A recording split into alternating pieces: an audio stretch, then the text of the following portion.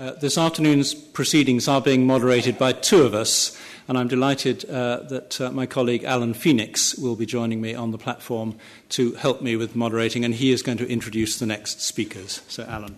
Thank you, David.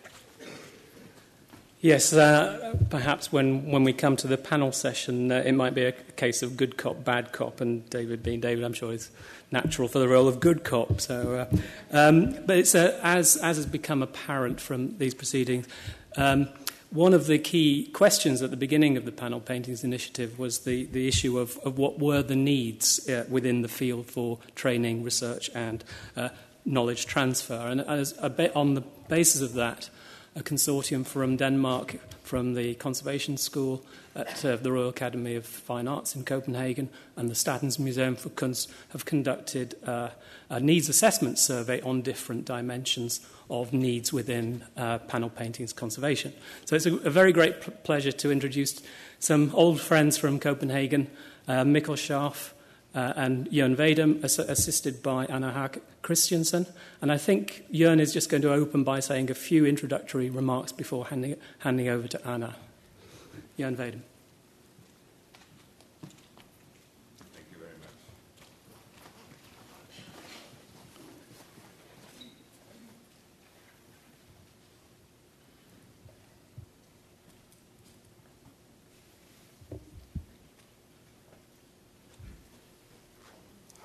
Okay.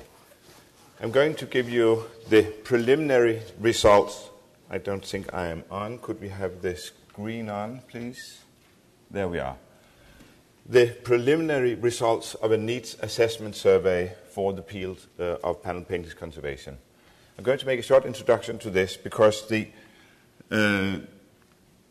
considerations that we had and we discussed with the advisory board and with the people from the Getty was, will the retirement of professionals in structural conservation of panel paintings pose a problem for the future of the keeping of the collections all over the world? Will there be a possible lack of knowledge transfer? Would the museum need recruitment of specialists in structural conservation restoration of panel paintings? How would the situations vary from one country, one museum, one collection to the other? And would training programs in conservation, would they reflect this need?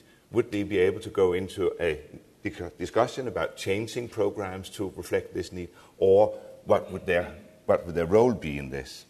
And would basic training opportunities, or postgraduate or postdoc specialization be an opportunity that should be funded specially and not within the framework of the training institutions? So the method that we created was that we wanted to make a number of interviews, and we have tried to select a number of institutions, museums, galleries, large collections, Denkmalpflege-like conservation centers. We have sent interviews, we have made interviews with only the Northern Europe and Central Europe at the moment. More interviews will take place in Southern Europe, British Isles, and United States after summer. We have sent out a number of questionnaires to a select group of institutions. We would like to send out to all of the institutions, all of the museums, all of the training institutions. We just have to see if we can accommodate all the information that we have in. So at the first beginning here is kind of getting an overview of where we are. We've got some personal approaches. We know people within the fields, as we know a lot of you sitting here, and we are having direct contact with these people. So what we are going to show you now in a few minutes will be just the preliminary results of Northern and Central Europe. As I just said, national galleries, significant collections, that can be collections, maybe not holding collections of significance for the entire world, but of a significant collection for a region, a nation, would have also been approached. Large conservation centers, training institutions, and then we wanted, and that is kind of a link to what we heard this morning from Marion, we have contacted a curators body, an international body called CODART, which is an acronym for Curators of Dutch and Flemish Art, in order to inform them about the project that we are launching here, but also to have this dialogue across disciplines in what do you see as a need. Are curators having a different view on the treatment of panel paintings than their conservators in-house? can we get that dialogue going between the two fields? Would there be collections with no conservation studio where we would speak with the curators about what are your needs? Are you aware of, or are you fully organized? So traveling around, discussing, and at the top right with a practitioner within the conservation field in Berlin, and the head of conservation, the woodworker and the paintings conservator. In Stockholm, we were meeting with the head of research, art historical research, and a paintings conservator. And at a visit in Krakow, we were surprised by entering what we thought would be a smaller room with a smaller gathering, a whole lecture room full of people waiting for us. And Mikkel and I gave then a talk presenting the panel paintings initiative. This has been also key for us, both in the questionnaire that we've sent out, where we spent the first page on explaining we are explaining what this project is about, but there's been a lot of dialogue about what is all this. We're trying to really get across to both conservators, curators, what all this could mean, and trying to get this dialogue going. We've had examples with us of treatments, various types of treatments, to again prompt a kind of reaction. The initiatives, this survey will run and will continue running until autumn this year, and we will, is the aim, produce a report by the end of 2009 in which we can see what came out of the literature survey, which Anna will talk about just in a second, the survey within the Code Arts group. If you know and are aware of other groups of curators of collections that hold panel paintings, is there a group, for instance, of curators, an organization of curators of Italian paintings like the Code Art group? We would be very happy to know this. To my knowledge, there's not. We're doing the survey of the training institutions, the collections, the visit to the individual museums, and of course we have our first meeting here in this at the Getty. So this is the setup of what we're doing. And now we're going to give you a presentation of what we have achieved so far. And Anna Haack Christensen will be the first one of us to start. Please. Good afternoon. The literature survey was launched together with the needs assessment survey when we initiated component 2 of the panel paintings initiative back in the fall last year. The overall objective of the literature survey is to map and collect as much relevant literature on the topic structural conservation of panel paintings as possible and create one bibliography in order to capture knowledge about this specific topic in one place, and also to get a thorough overview of the developments within the field. As Kathy Dardis just mentioned, the database will eventually become available online as an online resource on the website of the Getty Conservation Institute and be a part of several other online resources. And this is not the way the database will look. Eventually, this is just in progress. Besides concentrating on the topic of structural conservation of panel paintings, included in the search is also the structural treatment of, for example, wooden furniture, musical instruments, and polychrome sculpture, where similar problems and treatments can be seen, and as we have already experienced during the symposium. Literature on important related topics like preventive conservation, historical woodworking techniques, tools, and wood science will also be included to some extent. The material is divided in two main groups, published and unpublished or grey literature, where the unpublished literature cover dissertations, student projects, PhDs, diploma works, and relevant treatment reports, etc. Creating this bibliography, special attention is drawn to the grey literature material and to literature not already captured in, for example, large databases like the AATA. Although relevant literature in AATA will also be included and be a part of this bibliography.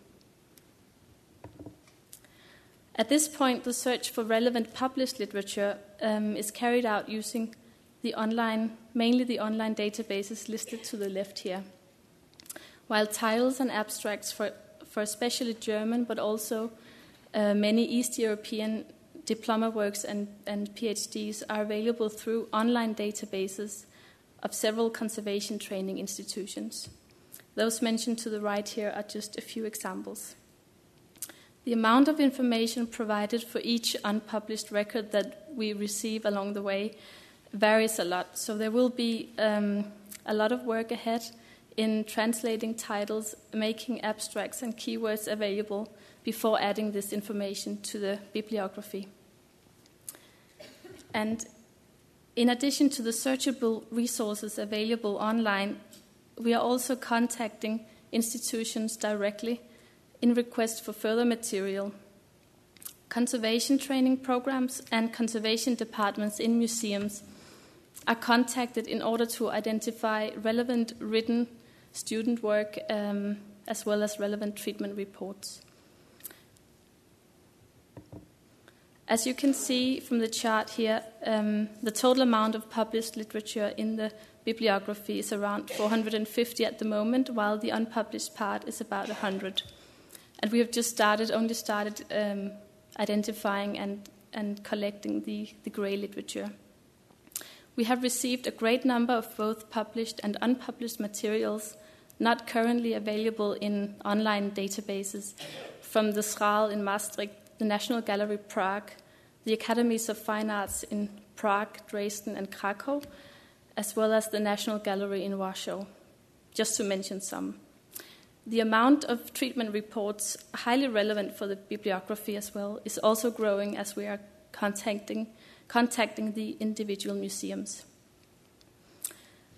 So far, the search for unpublished literature has been focusing on Europe. Locating relevant literature in this area will continue as we also begin a similar search here in the US. And I would like to take this opportunity to post a request for any relevant literature on structural treatment of panel paintings or related objects that you may be aware of, especially the unpublished literature not accessible in searchable public databases. We believe that the bibliography, when made available on the GCI website, will be of great value for a broad audience to make use of, together with the additional online resources. The next step in creating this online resource will also be to point out important key texts written in other languages than English, have them translated and eventually made fully available on the website. And I will give the word to Mikkel, who will speak about the needs assessment survey in regards to training programs. Thank you, Anna.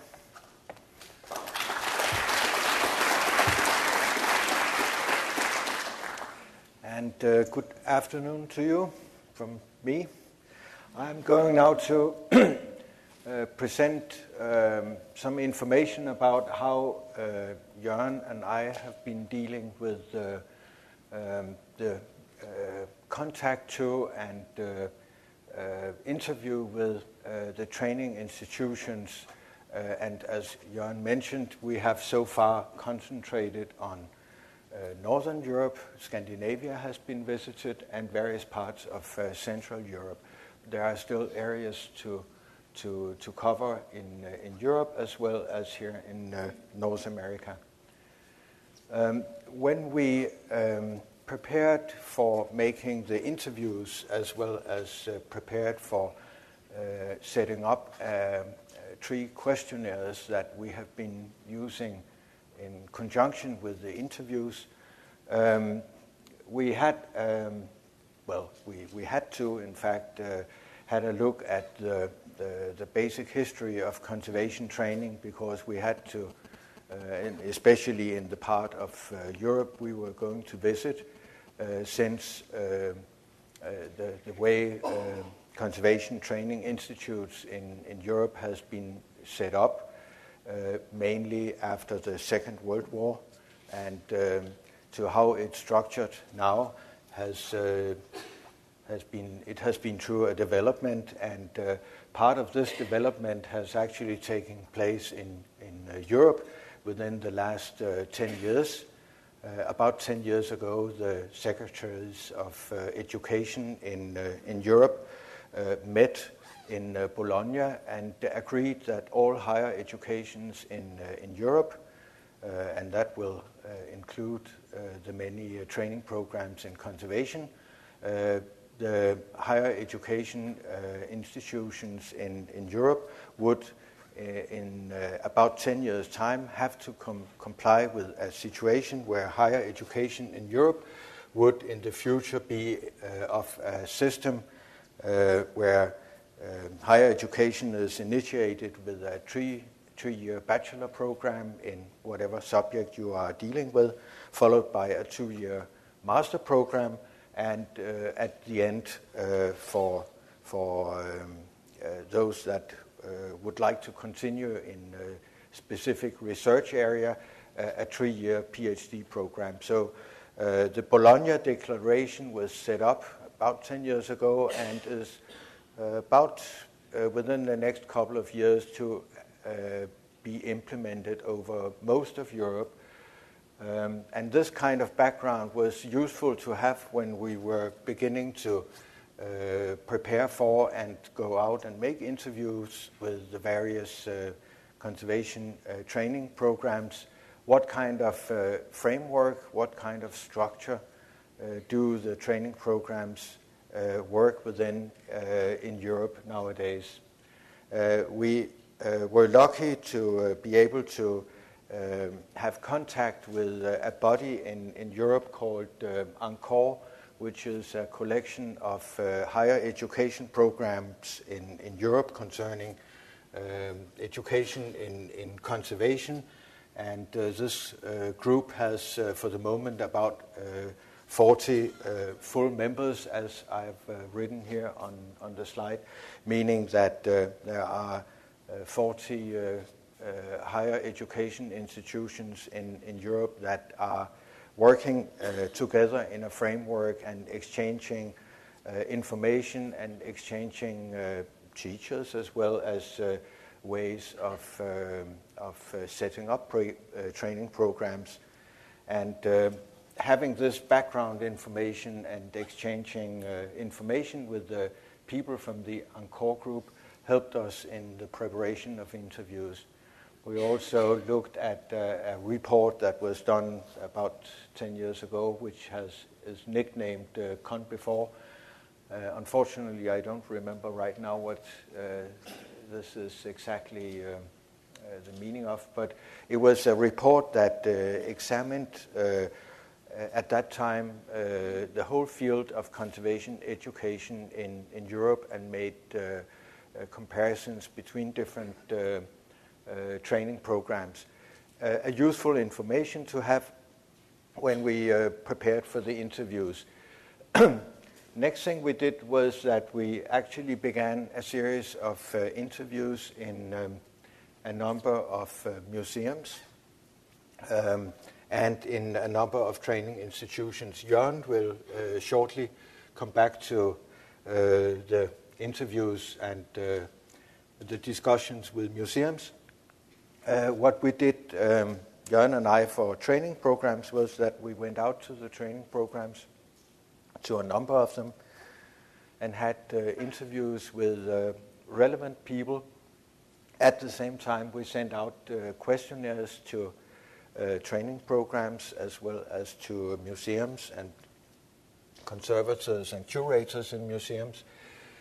And in some cases, we were able to discuss during the interviews what the various people we met, what they have answered in the questionnaires we have sent out, and some of the people we met had additional questions and information they could give us that we had not foreseen in our questionnaires. But we used the questionnaires, and as you can see on the next page, I've chosen a questionnaire where the person who has been answering the questions had put up the answers in red, so it's easy to say that we see that we have written down a number of questions, and then people has been able to fill out with various kinds of information, and additional information throughout our interviews. In some cases, people have been interviewed by Jørgen and I, and then later on they have returned the questionnaires filled out with additional information for us. Of course, we're not able to make any final conclusions so far. We have only met a limited number of institutions in training as well as in museums, as Jørgen will get back to.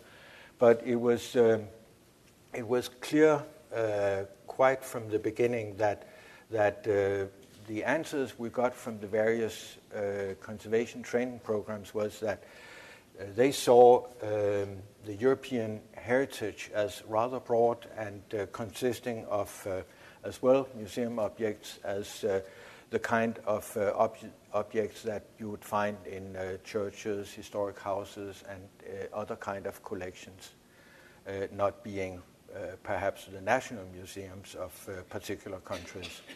And it was clear as well that the training programs had set up their training programs to accommodate the fact that they had to produce students that will be able to work in this broad field in conservation. Excuse me. There was a number of issues that most of the training programs also touched upon during our discussions, and it was interesting to see that subjects concerning more ethical questions or the various kinds of charters that has come up within the last generation has been included in as background information and as part of the training programs, giving the students often this kind of a broader background view on which they get more specialized information about various kinds of conservation. Some of the things that was repeatedly discussed by the various people we met was the fact that the training programs saw a difference between the kind of panel structures they were usually dealing with, being from the northern part of Europe and being from the more southern part of Europe. And this slight difference would as well be seen as something where the various training programs also saw a difference in the way panels has been executed in various parts of Europe throughout the ages. This certainly reflected the way that training programs were giving their setting up their various specialism training, and there would also we had discussions with various people from the training programs viewing various kinds of ethical points of view concerning the various ways that panel paintings were being treated in the different training programs, as well as how they perhaps should be. And all these things, I think we can sum that up, not surprisingly, that all these kind of differences certainly also seem to have been influencing the way that education has been formulated and set up so far. And with these words, I'll give the word to Jørgen. He will explain something about the museum situation. Thank you. Please.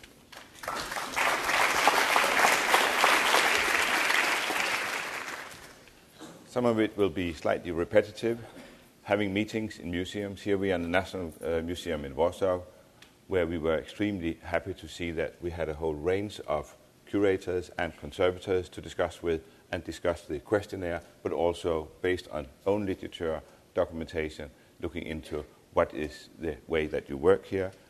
afterwards, having a look at the workshops, seeing actual work in progress, gave us first-hand information, and that was what we gleaned from a number of these institutes.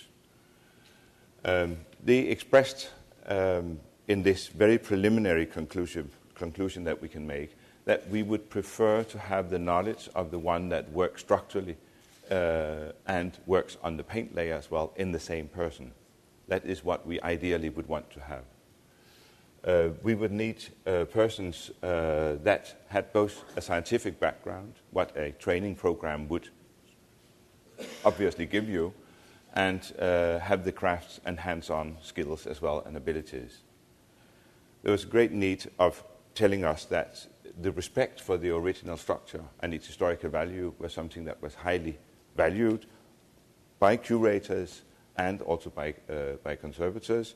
Curators stressed a number of times that they have felt that conservators in the past have done so much harm to the reverse side of paintings that we can't read them anymore. We have lost traces of historical value, provenance issues, and so forth, that there was an anxiety about going too far into making structural conservation an issue that should take over the collections. We, of course, tried to explain that exactly the dialogue between the curators and the conservators, finding a common language that would understand what it is we are dealing with, and that conservators are not taking over the objects and doing strange things with them, but it is a shared responsibility that we are aiming for between the various professions that take care of our cultural heritage. There was aired a number of times that no replacement of damaged or rotten wood should take place due to ethical considerations. But again, we had to discuss, of course, but we are replacing only when it needs to be stabilized to be able to be on display. So there is also always these dialogues to be taken into account.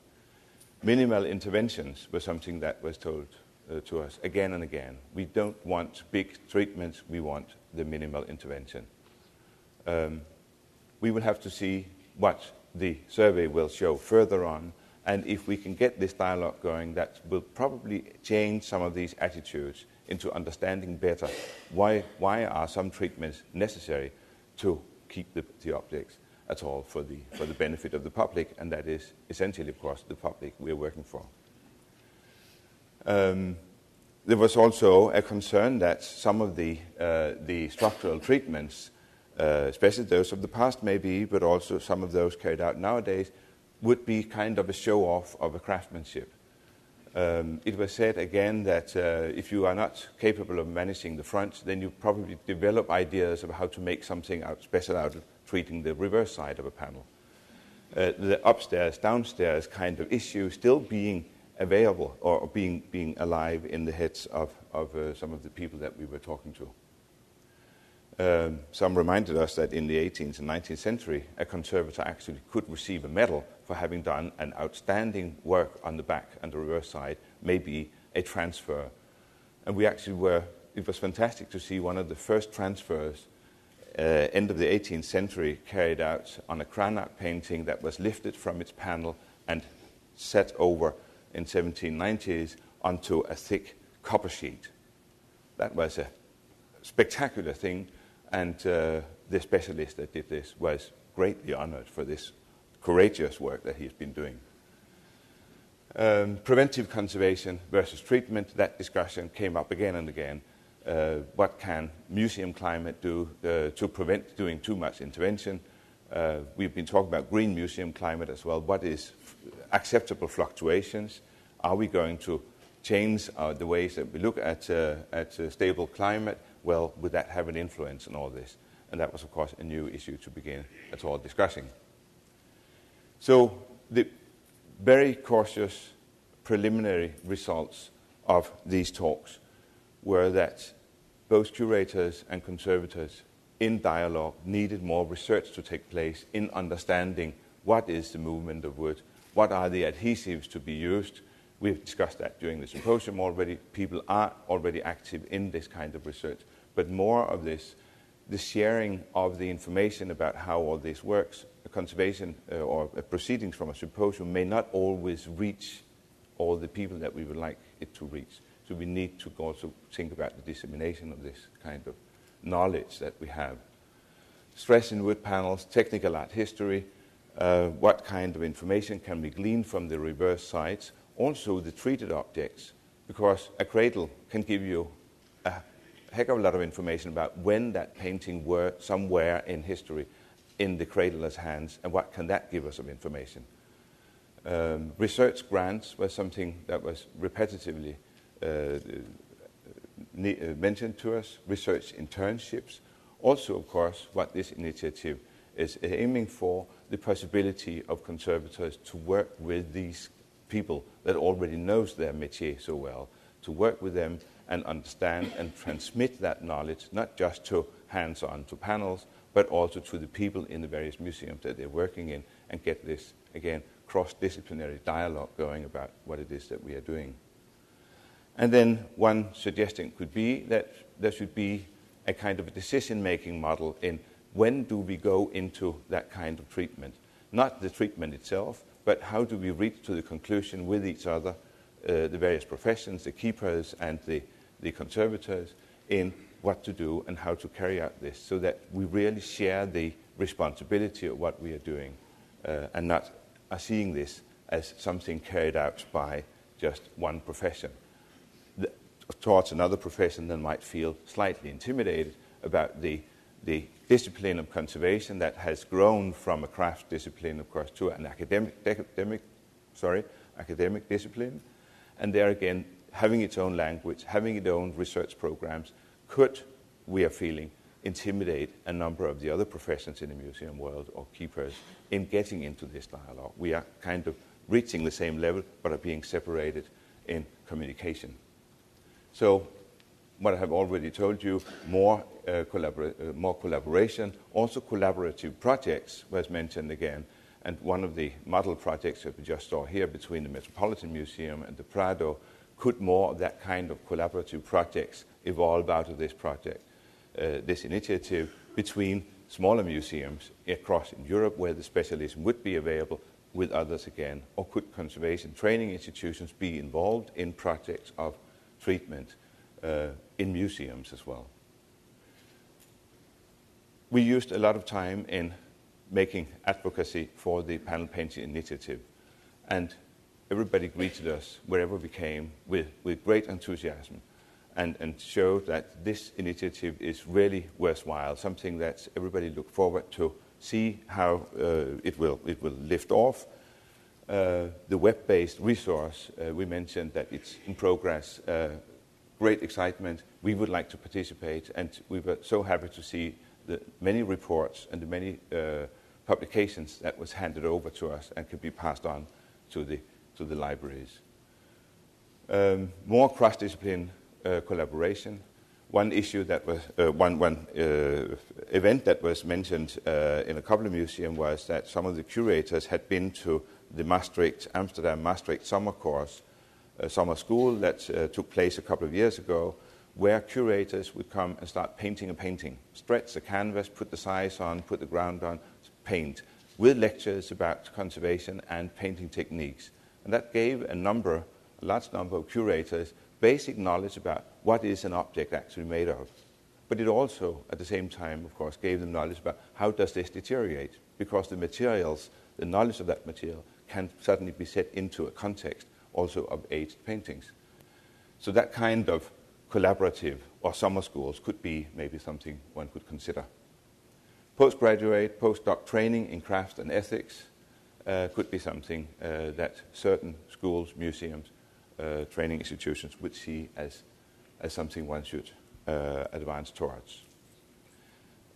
While showing you the acknowledgements here of this huge group of people that we have met already, and there are many more to be visited and to be spoken to and to be listened to especially, I want to mention that during the days here where we have seen so many brilliant talks with so many excellent slides, especially the first one by George, where we saw actually the slides shifting so quickly that it looked almost like a video that showed this, the working on the panels. That would be a wonderful resource for some maybe to have as examples online on a web page.